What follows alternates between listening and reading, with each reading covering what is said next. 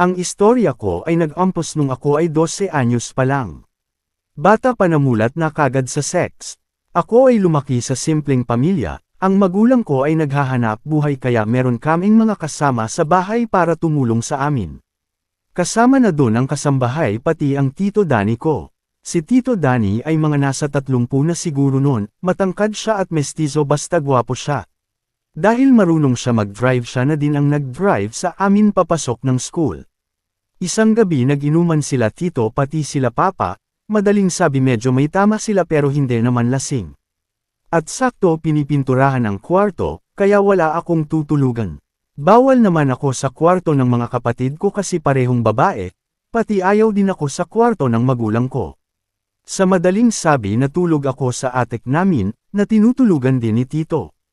Nauna na ako sa taas dahil inaantok na ako, maya-maya naalipungatan ako dahil naririnig ko paakyat na si Tito mga 11 na ata ng gabi yun, pero natulog ulit ako kasi wala naman talaga akong paki. Tapos humiga siya sa tabi ko hanggat natulog na came.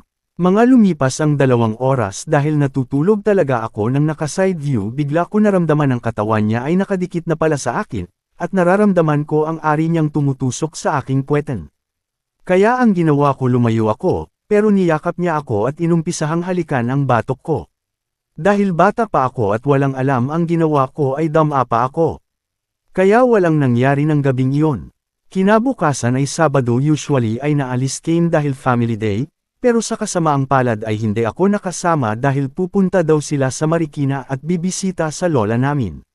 Dahil nga may nasira akong gamit sa bahay kaya ang parusa sa akin ay hindi ako pwedeng sumama.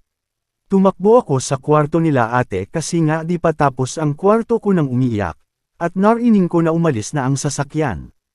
Andan lang ako sa kwarto nang biglang may tumatawag sa akin, Kev.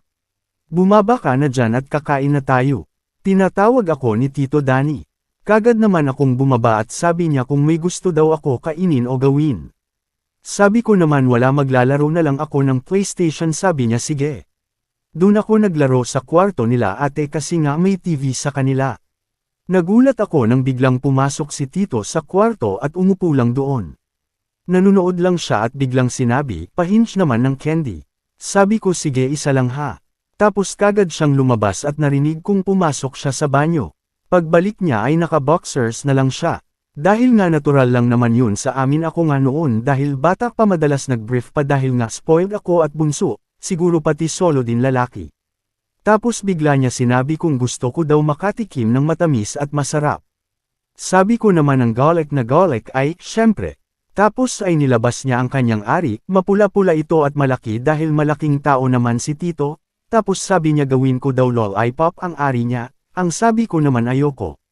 Sabi niya bibigyan niya daw ako ng pera, dahil ako ay bata pa ginawa ko naman. At ang sabi niya wag ko daw kakagatin. Sipsipin lang daw para di sumabit sa ngipin. Nang ginawa ko yung parang nag-init ang katawan ko. At napansin ko na lasang lips yung candy na strawberry ang ari ni Tito, kaya sarap na sarap ako, tapos sabi niya di ba masarap sabi ko opo. Biglang sabi niya maligo daw came sabay para di sayang sa tubig, kaya naligo came I mean kahit bata pa ako malinis na ako sa katawan. Pagtapos namin maligo sabi ko pagdadamit na ako. Sabi niya wag daw may gagawin daw came. Sumunod ako sa kanya sa attic, sabi niya isubo ko daw ulit yung ari niya, sinubo ko naman ito at nagulat ako nang sinusundot niya ang puwet ko at hinamihas-himas sabi ko Tito ano yung ginagawa mo, sabi niya okay lanang daw, tapos sabi niya bumaliktad daw ako, bali nag-6 na came, at nang naramdaman ko ang dila niya sa butas ng puwet ko napaungol ako, tapos sinusubo ko pa din.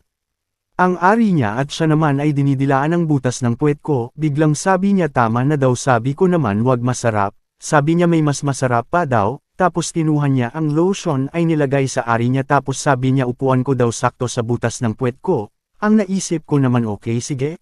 Unti-unti kong ibinababa ang puwet ko sakto sa ari niyang galit na galit ng ang ulo ng ari niya ay naramdaman ko na at unti ko tung pinasok naramdaman ko ang hapdi sabi ko ayoko masakit. Sabi niya sige dam-apa ka kaya dam-apa ako tapos ang ginawa niya ay dinaganan niya ako para hindi ako makagalaw tapos pinasok niya na ang ari niya sa butas ko. Mahapdi talaga ito talagang mahapdi kaya napasegwa ako tapos sabi niya siya ang sabi niya kagatin ko daw ang daliri niya. Tinitira niya na ako, labas-pasok masasabi kong mabait pa din si Tito dahil dahan-dahan ang pagkayod niya sa akin, hanggat naramdaman ko na ay sarap, biglang nag-iba naman came ng posesyon, tumayo siya at sabi niya babuhitan niya daw ako, nakayakap ako sa kanya at ipinasok niya na ulit ang ari niya sa puwet ko, bali tinitira niya akong nakatayo sa guro dahil bata pa ako nun kaya kayang-kaya niya ako, taas baba sabi niya kung gusto ko daw siya halikan o kailanang daw. Kaya taas baba sabay halik. Nang biglang inihiga niya ako at naramdaman ko na bumibilis ang pagkayod niya, napapaungol ako sa sarap at ganun din siya, hanggang dinunot niya ang ari niya sabay itinamat sa mukha ko ang doon niya pinasabog sa aking mukha. Sabi ko pa nga ano ba yan Tito ang baho.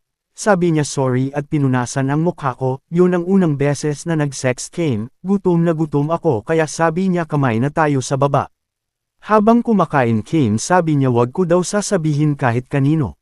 Kaya nanatili itong sekreto at mga 3 beses pa namin ginawa. Dahil nga umalis na siya sa amin kaya 3 lang actually pinalayas siya ng parents ko kasi ninakawan niya ng pera, medyo nalungkot ako. Pagkatapos nun ay parang napansin ko na parang mas gusto ko ang mga matatandang lalaki, kahit dumaan sa harapan ko ay napakagwapo na binata promise baliwala sa akin, pero pag mga nasa 40 years o pataas na ang lalaki pero may dating pa din, talagang tumatatak siya sa utak ko. Ngayon ako ay 20 years old at masasabi ko na hindi pa din naman ako naglaladlad kasi may mga nagugustuhan pa din naman akong babae pero pagdating sa sex parang matandang lalaki lang ang nakapagbibigay sa akin ng sarap.